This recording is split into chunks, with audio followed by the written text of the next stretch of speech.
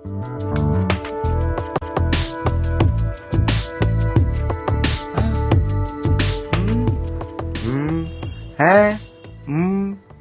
এরা সব গেল কোথায়? হ্যাঁ, হ্যাঁ, এরা সব গেল কোথায়?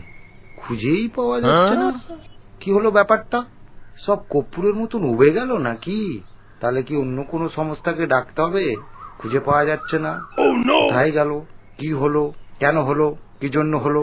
ব্যাপারটা ভাববার বিষয়। জরুরি নোটিশ জারি করতে হবে এখন। আরে ও লেংটি, তুই কি খুঁজে বেড়াচ্ছিস তখন ধরে? আরে বল্টুদা, এই তৃণমূল দলটা কোথায় হারিয়ে গেল, খুঁজে পাওয়া যাচ্ছে না। হ্যাঁ, দূরবীন দিয়েও দেখেছি, আতস কাজ দিয়েও দেখছি, কোথাও খুঁজে পাচ্ছি না। সব কর্পূরের মতন উবে গেছে। এবার কি হবে? ও লেংটি, তুই এখানে এসে বস, একটু চা খা, তারপর আমি বলছি।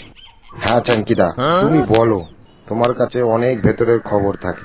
আরে দাদা আর বলো না, এই তোলামূলের দলের সব চোর, এত চোর রাজ্য জুড়ে যে এদের রাখবে কোথায় ধরে? এদের জন্য তো আলাদা জেল বানাতে হবে দেখছি। তাতে তো এইসব জেলে তো জায়গা নেই এখন। এমনি 4টি চোর ঢুকে বসে আছে, তারপর আবার এতগুলো চোর। তাহলে নতুন করে জেল বানাতে হবে না? কি বলো চাঙ্কিদা?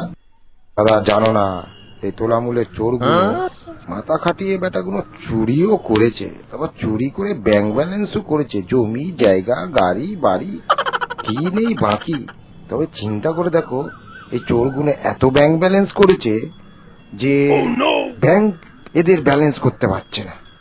চিন্তা করিস না, যেরাম চুরি করেছে, যেরাম খেয়েছে, সেরাম হারিয়ে সব টাকা বার করবে। এক এক করে তো সব ধরছে। একটু ধৈর্য ধর, তারপর আসল খেলাটা দেখবি। বলেছো চাঙ্কিদা, একদম ঠিক। এরা শুধু খেলা খেলা করে ডিজে বাজাতো, খেলা হবে খেলা হবে খেলা হবে। এবার খেলা, আসল খেলা হচ্ছে, আর ডিজে বাজছে। এরম ডিজে ডিম আর জুতো। মিথ্যে কথাটা এমন ভাবে বলবে, দেখবি তোর বাপকেও, মরা বাপকেও ওখানে সামনে দাঁড় করিয়ে দিয়েছে। বলবি, তারপরে বলবি, তোরাও বলবি, হ্যাঁ আমার মরা বাপ আবার বেঁচে এসেছে। এত সুন্দর ভাবে এরা মিথ্যে কথাটা বলতে পারে না। নিজের বড় মরা বাপকেও দেখবি নিজের সামনে জ্যান্ত হয়ে দাঁড়িয়ে আছে। ভাগ্য ভালো যে এসআইআরটা হয়েছিল, না তো কপালে সবার দুঃখ ছিল, সবার বাপ মা না আবার বেঁচে আসতো।